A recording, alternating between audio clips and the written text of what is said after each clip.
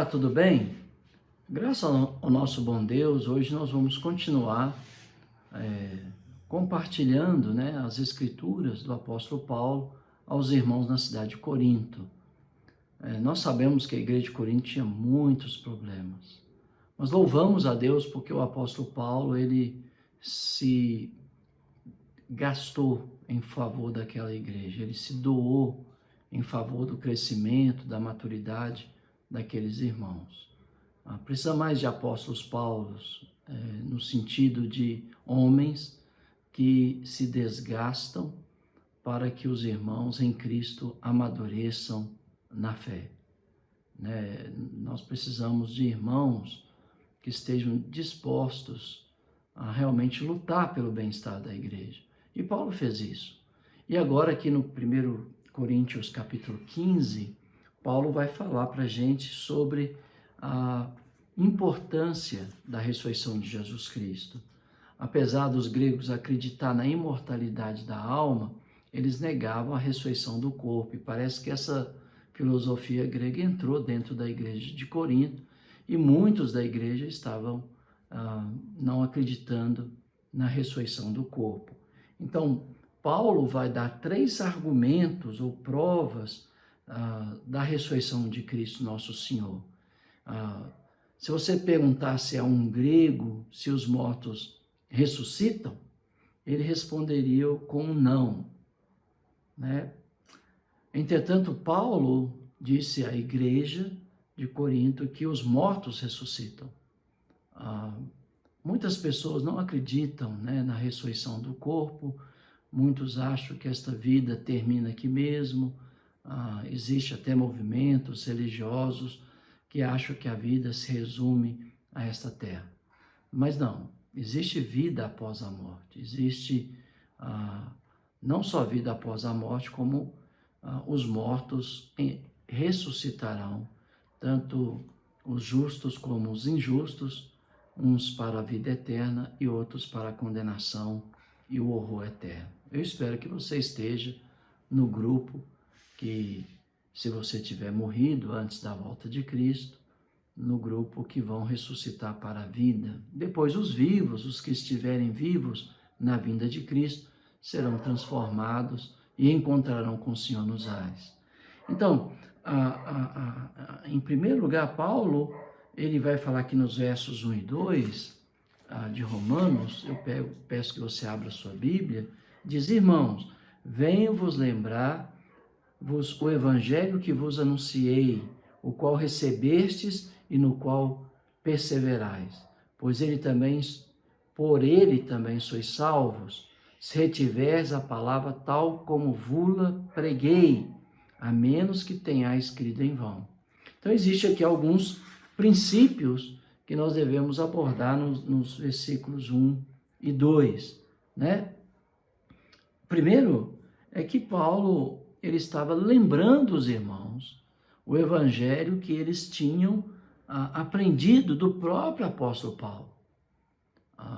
Só existe um evangelho que salva, o evangelho de Jesus Cristo, escrito para nós aqui nas Sagradas Escrituras. E além de Paulo estar lembrando os irmãos, eu acho que é um dos deveres nossos, como ministros da palavra, lembrar os irmãos do evangelho, do poder de Deus para a salvação da humanidade, que é o evangelho, que é Jesus Cristo. E ele disse: eu anunciei, vocês receberam, então vocês acolheram o evangelho, e Paulo está dizendo: vocês ainda perseveram no evangelho, vocês estão firmes no evangelho. E Paulo diz que pelo evangelho nós somos salvos, não por guardar preceitos, mandamentos de homens, doutrinas de instituições religiosas. Não, o que salva é o evangelho, que é o poder de Deus para salvar tanto eu quanto você dos nossos pecados e nos levar salvo para o reino celestial de nosso Senhor Jesus Cristo. E então Paulo, ele vai mostrar para a igreja de Corinto que se Cristo não ressuscitou dentre os mortos, porque eles estavam apregoando isso, alguns da igreja, ele não tinha nenhuma credencial para salvar as pessoas. Então, o Evangelho é o poder de Deus para salvar. E o que é o Evangelho? Vida, obra, morte, ressurreição de Cristo, ascensão ao céu e o retorno dele, segundo a ordem do Pai, no dia que o Pai determinou, que há de julgar vivos e mortos pela sua palavra. E aí, Paulo vai recorrer, aqui no versículo 3 e 4, às Escrituras do Antigo Testamento como prova da ressurreição de Jesus Cristo. Antes de tudo vos entreguei, o qual também recebi, que Cristo morreu pelos nossos pecados. Então, o único sacrifício que Deus, o Pai, aceita para a remissão dos nossos pecados é o sacrifício de Cristo. Nós nos doamos, nós nos sacrificamos, nós também nos gastamos em prol do reino de Deus, mas isso não nos salva. Isso é uma prova que a graça de Deus nos alcançou e que nós somos salvos. Por isso nós nos dedicamos às obras que Deus preparou para que nós andássemos nela. Nada procede de nós, tudo vem de Deus. Então ele falou, olha, Cristo morreu pelos nossos pecados segundo as Escrituras. Que Escrituras? Que ele está mencionando? O Velho Testamento, a palavra de Deus. E ele diz, e que foi sepultado, ressuscitou ao terceiro dia, segundo as Escrituras. Então Paulo toma as Escrituras do Velho Testamento para referir-se à ressurreição de Cristo. Cristo morreu, mas ele ressuscitou, e ele um dia, se Deus permitir, talvez hoje, pode acontecer, mas um dia já está determinado por Deus, que ele vai voltar para resgatar aqueles que lhe obedecem, aqueles que o amam, aqueles que pela fé guardam os seus mandamentos. Então, Paulo ele cita o Velho Testamento. Depois ele vai mostrar que várias testemunhas presenciaram a ressurreição de Cristo, porque ele apareceu a estas pessoas vivo, Depois da sua morte, ele se apresentou vivo a várias pessoas. E ele diz, e apareceu a Cefas, que é Pedro, depois aos 12, depois foi visto por mais de 500 irmãos, e de uma só vez, dos quais a maioria sobrevive até agora. Então, daquele grupo de 500 irmãos, muitos ainda estavam vivos quando Paulo escreveu esta carta. E ele disse, porém, alguns já dormem, ou seja, alguns já morreram. A expressão dormem é um termo usado nas Escrituras para falar da morte de um cristão. Porque, na verdade, quando o cristão morre, ele deixa o seu corpo vai para a sepultura e ele vai para Deus. E aí, na ressurreição do corpo, o corpo deixa a sepultura, une com o Espírito que habitava nele. Agora esse corpo transformado pelo poder de Deus, e de corpo e alma ele vai para o céu. E aí diz, depois foi visto também por Tiago, e mais tarde por todos os apóstolos. E afinal de tudo, depois de todos, foi visto também por mim, como por um nascido fora de tempo. Paulo, ele se manteve humilde, sempre lembrando que ele perseguiu a igreja de Deus, não para flagelar sua alma, mas para dizer até onde a graça de Deus vai. Ela alcança uma pessoa que assassinou cristãos, que assassinou discípulos de Cristo. Então a graça de Deus vai até a estas pessoas. E aqueles que a recebem pela fé e obedecem o Evangelho, e você só tem um jeito de obedecer o Evangelho, morrendo como Cristo morreu, a sua semelhança, sendo sepultado nas águas do batismo, Então você está sepultado com Cristo nas águas do batismo, e quando você sai das águas do batismo, você ressuscitou para viver uma vida nova e andar em novidade de vida. Esse é o Evangelho, o qual eu e você, se não obedecermos, nós estaremos perdidos por toda a eternidade, né? Então, a palavra de Deus é clara. Paulo cita o Evangelho, cita as Escrituras, cita o testemunho de várias pessoas e cita a si mesmo como exemplo, dizendo ser o menor dos apóstolos, e ele até fala que ele não é digno de ser chamado apóstolo porque persegui a igreja de Deus. Uma das coisas que mais me irrita na igreja é pessoas que quando chegam na igreja com uma vida totalmente arrebentada. E aí são amadas, são apoiadas, são cuidadas, há um investimento na vida daquelas pessoas e elas se tornam grandes homens, mulheres de fé. Mas aí eles deixam o orgulho tomar conta dos seus corações, esquecendo dos pecados de outrora que foram perdoados. Não estou negando o perdão de Deus, mas por esquecer que foram perdoados, eles acabam menosprezando pessoas que estão chegando à igreja na mesma condição que ele chegou anteriormente. Em vez de acolher e amar, né, como o sacerdote, né, no tempo da lei de Moisés, ele condoía, ele sentia na alma aqueles que pecavam por ignorância e também aqueles que erravam. Não havia ignorância naquele ele condoía, ele sentia.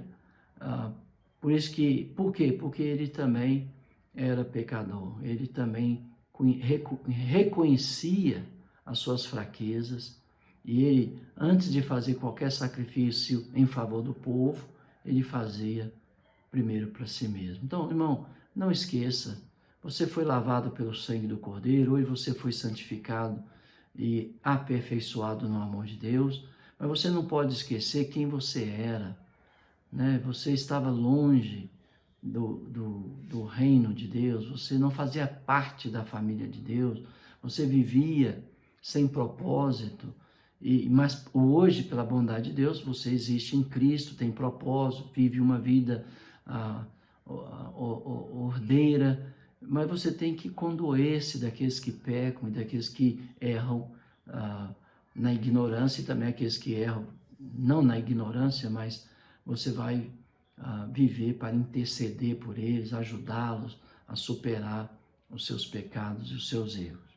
Paulo nunca esqueceu que ele era perseguidor da igreja, por isso ele trabalhou muito mais do que os outros apóstolos, porque ele sabia o mal que ele causou à igreja e ele lutou então, não para compensar, mas ele lutou porque ele sabia que a graça de Deus o alcançou, apesar dele ter sido perseguidor da igreja de Deus. Aí Paulo diz, mas pela graça de Deus sou o que sou, e a sua graça que me foi concedida não se tornou vã, tá vendo? Antes trabalhei muito mais do que todos eles. Então, irmão, não deixe a graça de Deus se tornar vã na sua vida. Trabalhe em favor do bem-estar da igreja, trabalhe, né, em favor da salvação das almas que estão perdidas. Tenha coragem, tenha ânimo, tenha força nas suas mãos, nos seus pés, na sua alma, no seu coração, e lute a favor do reino de Deus, a favor do bem-estar das pessoas.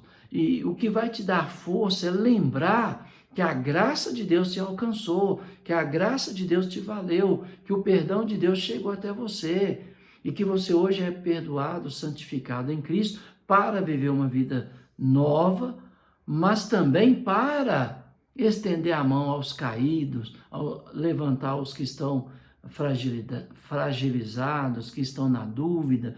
Você tem que parar de acreditar que você é um super-herói que não depende de ninguém, que não precisa de ninguém, mas você precisa ser solidário com os outros irmãos, fortalecendo, abençoando, servindo, edificando, consolando, amando, perdoando, suportando, né? Perdoando, eu já disse, né? Ou seja, você existe não mais para si mesmo, porque você morreu para si no batismo. Você existe agora para Deus e para servir o outro. Você não trabalha mais para você, você trabalha para ter recursos financeiros para socorrer os necessitados. Foi isso que Paulo disse aos Efésios, para aqueles irmãos que roubavam e agora convertidos ao Senhor, não roubava mais, mas agora eles deviam trabalhar para ter com que socorrer os necessitados. Ou seja, aqueles que morreram em Cristo não vivem mais para si, mas vivem para Deus e vivem para abençoar, ajudar, socorrer, amparar, cuidar dos irmãos e também daqueles que ainda não são irmãos, que por causa do seu amor demonstrado, através de suas obras, eles vão ver que você é um verdadeiro discípulo de Cristo e vão também se tornar verdadeiros discípulos de Cristo. Aí no verso 12, Paulo então diz, ora, se é corrente pregar que Cristo não ressuscitou dentre os mortos, ora, eu li errado, deixa eu ler de novo. Verso 12, ora, se é corrente pregar-se que Cristo ressuscitou dentre os mortos, como, pois, afirma alguns dentre vós que não há ressurreição de mortos? Então, a pregação que Cristo ressuscitou era vital e é vital para a existência da igreja. Mas alguns da igreja de Corinto estavam dizendo que os mortos não ressuscitam. Eles pregavam que Cristo ressuscitou, mas que os mortos não ressuscitam. E Paulo está dizendo, há uma contradição aí. E se não há ressurreição de mortos, então é fato que Cristo não ressuscitou, Paulo está dizendo. E se Cristo não ressuscitou, é vã a nossa pregação e vã a nossa fé. E somos tidos por falsas testemunhas de Deus, porque temos asseverado que contra Deus, que ele ressuscitou a Cristo, o qual ele não ressuscitou. Se é certo que os mortos não ressuscitam. Então Paulo está dizendo, olha, nós estamos dando falso testemunho, nós estamos praticando perjuro contra Deus, porque nós afirmamos que Deus ressuscitou Jesus. Então, se não há ressurreição dos mortos, Cristo não ressuscitou, nós somos falsas testemunhas, nós estamos cometendo perjúrio e nós estamos aí sem nenhuma sustentação para a salvação das nossas almas, porque se ele não ressuscitou, é vã a nossa fé, é vã a nossa pregação, tudo é vão. Aí ele vai dizer, porque se os mortos não ressuscitam, também Cristo não ressuscitou. E se Cristo não ressuscitou, é vã a vossa fé. E não só a vossa fé é vã, e ainda permaneceis nos vossos pecados. E ainda mais, os que dormiram em Cristo, ou seja, aqueles que tinham morrido em Cristo, pereceram. Você jamais vai vê-los. Acabaram. Não, se não há ressurreição, o homem morre e acaba. Paulo está dizendo, olha, é uma coisa grave o que vocês estão ensinando. Vocês estão dizendo, crê na imortalidade da alma, mas não na ressurreição do corpo.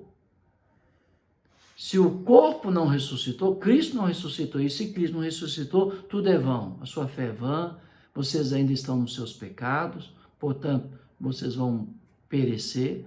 E aqueles que morreram, pereceram.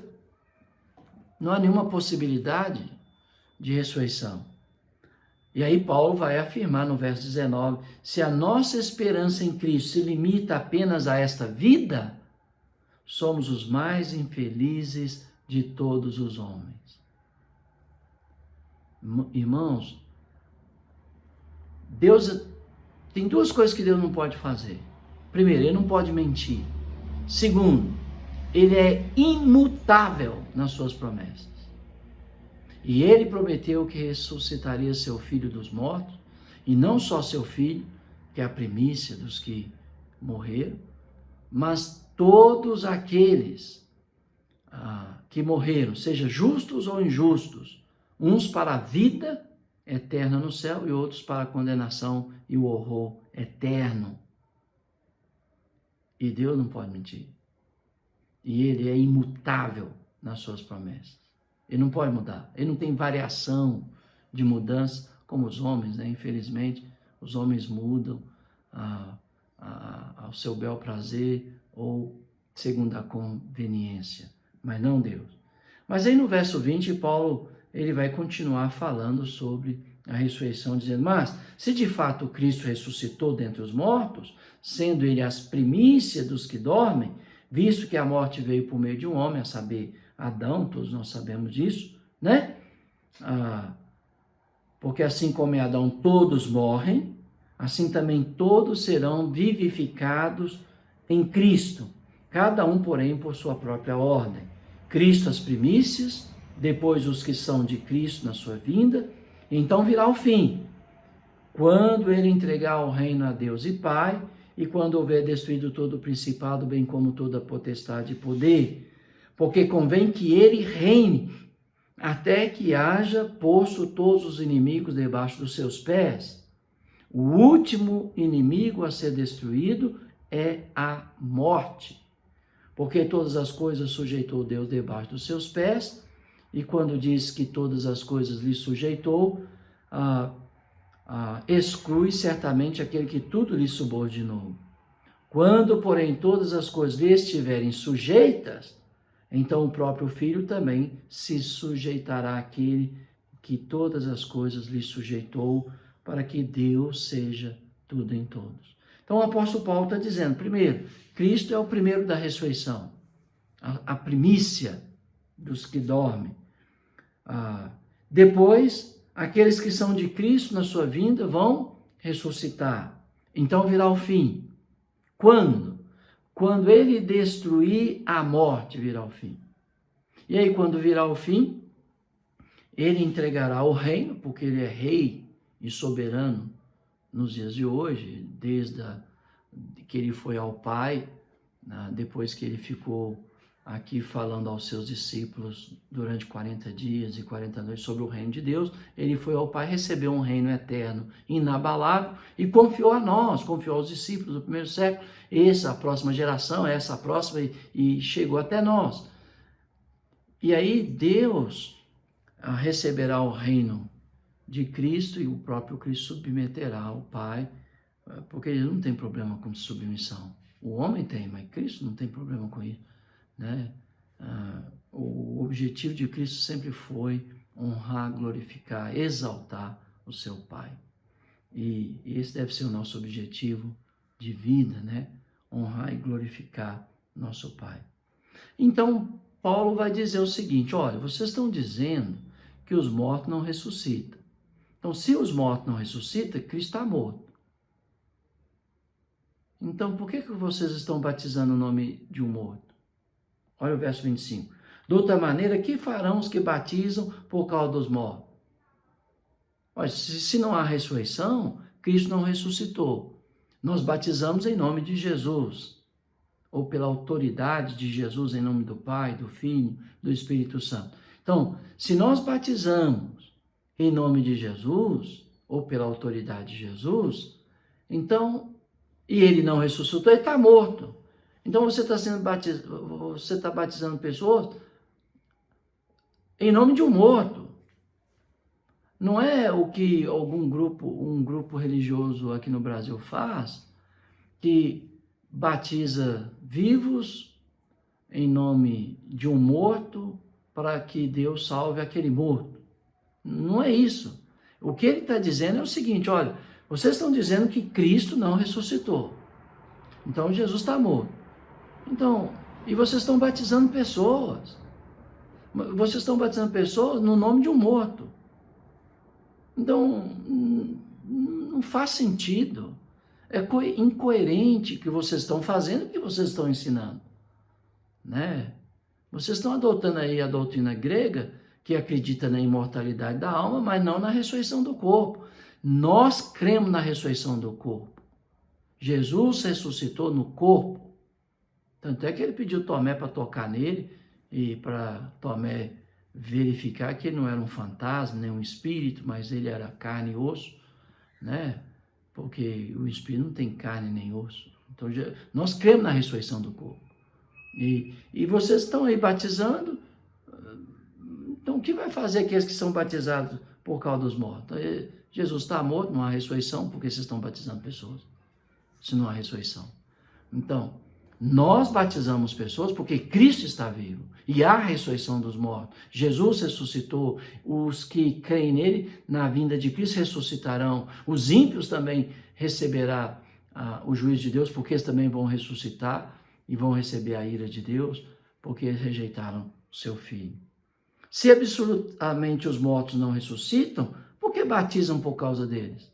Ué, vocês estão batizando aí por causa...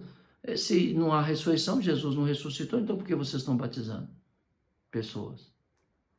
Se não há ressurreição do corpo, se não há ressurreição da carne. E por que também nós nos expomos? Então, Paulo, nós apóstolos, nós nos expomos a perigos a toda hora, dia após dia morro. Eu o protesto, irmãos, pela glória que tenho em vós outros, em Cristo Jesus nosso Senhor, se como homem lutei em Éfeso com feras, que me aproveita isso se os mortos não ressuscitam? Se Cristo não ressuscitou?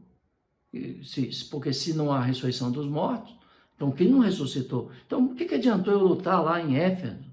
O que adiantou, né, qualquer esforço em prol do reino de Deus? Aí Paulo diz, né, eu acho que no meio da sua loucura, né, ele diz, já que os mortos não ressuscitam, comamos e bebamos, porque amanhã morreremos. Se não há ressurreição dos mortos, então vamos viver a vida, porque isso aqui acaba e acaba, e acaba e acaba. Desculpa aí a repetição. Mas não. Há ressurreição da carne, há ressurreição do corpo. Cristo ressuscitou dos mortos, no corpo. Aquele corpo que foi pregado na cruz, levantou da sepultura. Depois foi revestido de glória e foi ao céu. Depois de 40 dias da ressurreição, ele ficou aqui na terra ensinando os apóstolos sobre o reino de Deus. Depois ele foi ao céu, recebeu um reino eterno. Aí ele foi realmente glorificado. Como nossos corpos serão segundo as Escrituras? Então, Paulo está dizendo, olha, não vos enganeis, as más conversações corrompem os bons costumes. Provavelmente eles estavam batendo muito papo lá com os filósofos gregos e eles estavam dizendo que a carne não ressuscita, que a carne é má, mas nem sempre a matéria foi má, a matéria foi boa. Só que o pecado entrou no mundo e tornou-a má. Mas Deus a redimiu com o seu sangue. Por isso, Jesus ressuscitou e nós, em Cristo, somos ressuscitados na sua vinda. Se Jesus voltar hoje e você estiver vivo, então todos os vivos serão transformados. É o que o apóstolo Paulo já tinha ensinado no início do seu ministério aos irmãos na cidade de Tessalônica. Aí ele continua no verso 3. Ele vai dizer como os mortos ressuscitam. Mas alguém dirá, como ressuscitam os mortos? E em que corpo vem? Insensato. Paulo que bate pesado, né? Chama os irmãos de tolos. Insensato. O que semeia não nasce, se primeiro não morrer. Quando semeias, não semeia o corpo que há de ser, mas o simples grão, como de trigo, ou de outra semente. Mas Deus lhe dá o corpo como lhe aprove dar. E a cada uma da semente o seu corpo apropriado. Nem toda a carne é a mesma. Porém, uma é a carne dos homens, outra é a carne dos animais, outra é a carne das aves, outra é a carne dos peixes. Também há corpos celestiais e corpos terrestres. E, sem dúvida, uma é a glória dos celestiais e outra é a glória dos terrestres. Uma é a glória do sol, outra é a glória da lua, outra é das estrelas, porque até entre estrelas há diferença de esplendor. Pois assim também é a ressurreição dos mortos. Semeia o corpo na corrupção ressuscita na incorrupção. Esse meu corpo está se desfazendo, se desmanchando, desde que eu fui concebido e desde que eu nasci, eu comecei a morrer. Há milhões de células que morrem todo dia no meu corpo. E esse corpo está morrendo, porque ele é corruptível, né? Ele morre. Então esse corpo será plantado e ele será revestido da incorruptibilidade. A minha visão do cemitério é um terreno arado para o plantio. Nós temos plantado vários corpos de irmãos fiéis ao Senhor. E nós regamos esses corpos, essas sementes frágeis, enrugadas pelo tempo, com as nossas lágrimas. Mas nós aguardamos recebê-los na ressurreição dos mortos. Nós aguardamos. Então, tem uma visão diferente do cemitério. Não é o fim. Ali o corpo está aguardando a ser revestido da incorruptibilidade. Porque enquanto vivos, esse corpo é corruptível. Também semeia em desonra. Esse corpo sofre. Nós carregamos fezes em nossos próprios corpos. Isso é desonroso. Mas nós receberemos a glória. Semeia-se em fraqueza. Quem não sente a fraqueza desse corpo, todos nós sentimos, ressuscita em poder. Olha que maravilha, irmão. Você nunca mais sentirá o peso dos anos na sua vida. Esse tabernáculo que está envelhecendo com o tempo, rasgando com o tempo, será reconstituído pelo poder de Deus. Esse corpo que planta em desonra será revestido de honra. E aí ele continua: se há corpo natural, há também corpo espiritual, pois assim está escrito: primeiro o homem Adão foi feito alma vivente, o último Adão, porém, espírito vivificante. Mas não é primeiro o espiritual, e sim o natural, depois o espiritual. Ele pega aqui Adão é natural, Cristo é espiritual, então ele pega, primeiro é o natural, primeiro é essa carcaça aqui que morre, né, que está envelhecendo, que está adoecendo, né? Mas depois vem a glória pelo poder da ressurreição de Cristo. E ele disse, o primeiro homem formado da terra e é terreno, o segundo homem é do céu. Como foi o primeiro homem o terreno, tais são todos os demais homens terrenos. Como é o homem celestial, também sereis celestiais. Rapaz, nós seremos como Jesus lá na eternidade. Nós seremos incorruptíveis. O pecado não terá nenhum poder sobre nós. Nós não sentiremos nenhuma fraqueza. A doença não terá sua vez, nem a morte. Nós seremos revestidos da incorruptibilidade e da imortalidade, do poder, da glória, da honra, e nós seremos celestiais. Agora naturais, agora fracos, agora se desfazendo com o tempo, agora mortais, mas depois celestiais, imortais, eternos. Maravilha, não é? O Evangelho, poder de Deus. Olha, se essa vida se resume apenas a este mundo, Paulo está dizendo, nós somos as pessoas mais infelizes desse mundo. Por que hoje a igreja, né, é fraca na sua maioria? Porque eles estão com os olhos na terra. Eles esqueceram que a sua âncora foi lançada além do véu onde Deus habita. A nossa estabilidade é o céu, é Deus, não é este mundo. As pessoas lutam para ter uma estabilidade e depois de muitos anos até conseguem, mas não lutam para ter uma fé sólida em Jesus Cristo. É com esforço, irmão, que nós vamos chegar a essa maturidade, a essa plenitude de Cristo que Deus quer que nós cheguemos. Deus não quer que você seja menino no respeito como a criança na fé. Ele quer que você seja um homem amadurecido, uma mulher amadurecida em Deus. Então, nós cremos na ressurreição do corpo.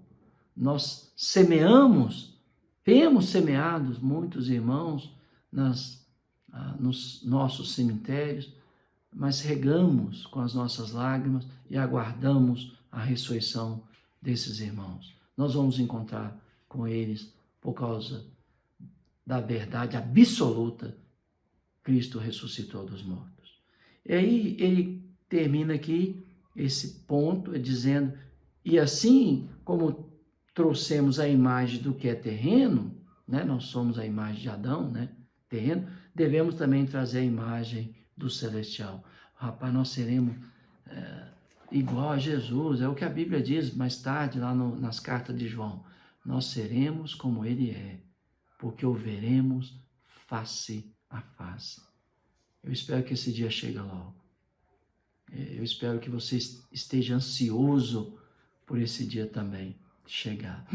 E aí Paulo, então, ele continua no verso 50, ele diz, isto afirma, irmãos, que carne e sangue não pode herdar o reino de Deus, nem a corrupção herdar a incorrupção.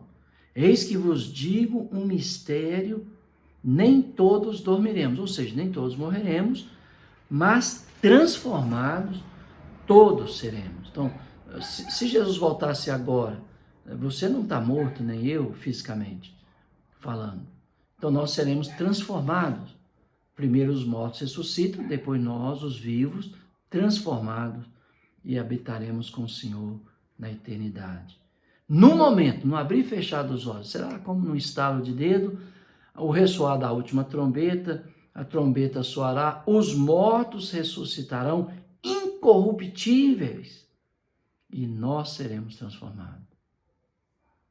Você lembra do seu pai quando você o sepultou, enrugado pelo tempo? Será revestido da incorruptibilidade. Será celestial, seu pai será celestial, sua mãe, seus irmãos em Cristo que você sepultou. Na verdade, você plantou. Eu não gosto de usar a palavra sepultar, apesar que é certo usar. Por crer na ressurreição, eu prefiro usar a palavra nós plantamos nossos irmãos, nós regamos com as nossas lágrimas e nós aguardamos a ressurreição do corpo desse irmão que está em fraqueza, em desonra, sem vida. É um corpo natural, mortal, mas nós aguardamos o corpo espiritual, incorruptível, poderoso, saindo dessa cova de plantio, né?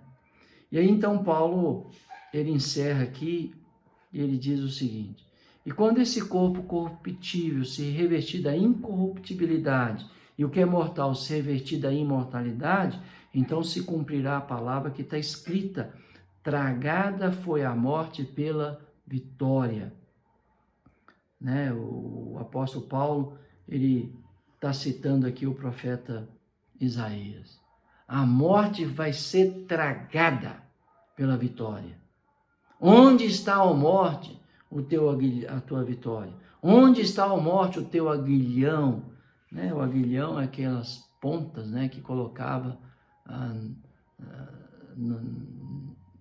no jugo dos animais, porque se eles mexessem com o pescoço, feria, né?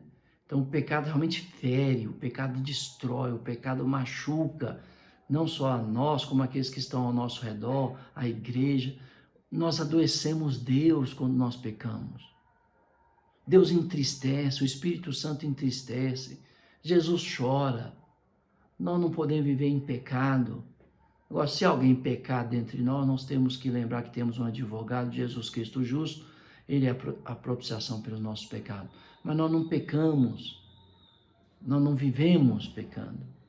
E quando algum de nós peca, nós lembramos que temos um advogado.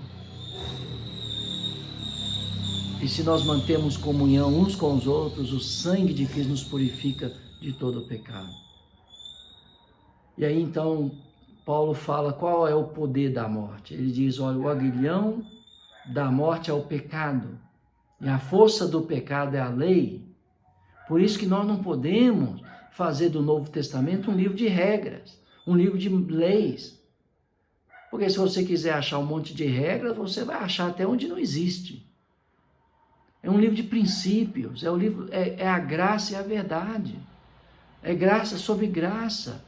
E às vezes eu fico muito entristecido porque eu vejo as pessoas fazendo da graça, do evangelho, da graça sobre graça, leis sobre leis. O que dá poder ao pecado é a lei. Por isso que nós não fazemos lei.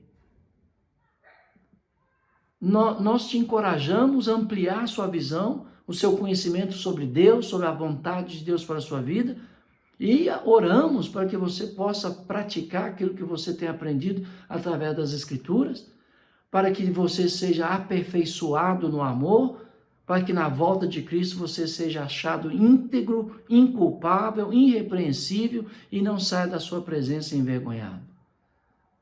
Mas se você está criando regras e leis e mandamentos, impondo isso sobre os irmãos, você está dando força ao pecado. É o que Paulo está dizendo, a lei dá poder ao pecado. Vamos rasgar os manuais de leis e vamos voltar para a graça e a verdade, que é Jesus Cristo, nosso Senhor e o nosso Salvador. E ele disse, graças a Deus, Paulo diz, que nos dá a vitória por intermédio de Jesus Cristo, nosso Senhor. Portanto, meus amados irmãos, sede firmes e inabaláveis e sempre abundantes na obra do Senhor, sabendo que no Senhor o vosso trabalho não é em vão. E realmente, seja abundante na obra de Deus. Seja fervoroso na obra de Deus. Seja participante da obra de Deus. Seja contribuinte da obra de Deus. Seja cooperador com Deus. Seja amigo de Deus. Porque o seu trabalho no Senhor não é em vão. Não é em vão. Se você der um copo de água fria ao menor dos discípulos de Cristo, é a Cristo que você dá. Se você alimenta o pobre, o que está faminto, é a Cristo que você alimenta. Se você veste o nu, é a Cristo que você veste. Se você visita o doente, é a Cristo que você visita. Se você visita o preso, é a Cristo que você visita. Se você acolhe o imigrante que não tem casa, que não tem comida, que não tem teto, é a Cristo que você acolhe. Se você prega o evangelho para os perdidos e os traz para o reino de Deus, para que Cristo os perdoe, para que o Espírito Santo os batize, para que Deus os acrescente à igreja de Deus, né? É a Cristo que você está servindo. E o seu esforço, o seu trabalho não é em vão. Então, seja forte, irmão, seja corajoso, não seja tímido, né? Tenha força, porque o Espírito do Senhor que foi nos dado no batismo não é de covardia, mas de poder, de amor, de moderação. Que Deus te abençoe na lição de hoje.